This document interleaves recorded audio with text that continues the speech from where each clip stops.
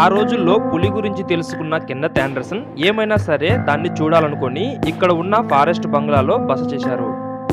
ఈ అడవిలో ఉన్న ఆడపులిని ఆకర్షించేందుకు కెన్నెత్ ఆండర్సన్ మగపులి అరుపును కూడా నేర్చుకున్నారు. ఆ పులిని చూడాల్సిందే అని రాత్రిపూట ధైర్యంగా అడవిలో సంచరిస్తూ ఉండేవారు.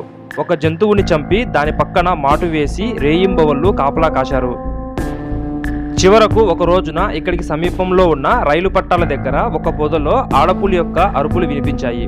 అది విన్న కెన్నెత్ ఆండర్సన్ వెంటనే మగపులిలాగా సౌండ్స్ అయితే చేశాడు. అప్పుడు ఆ పులి ఆ పొదల్లో నుంచి బయటకు వచ్చి మెల్లగా కెన్నెత్ ఆండర్సన్ వైపు రావడం మొదలుపెట్టింది. ఆ సమయంలోనే కెన్నెత్ ఆండర్సన్ తప్పనిసరి పరిస్థితుల్లో పులి మీద కాల్పులు జరపాల్సి వచ్చింది. ఈ విధంగా దాదాపు 6 మందిని చంపిన మామండూరు పులి కథ అంతమయ్యింది.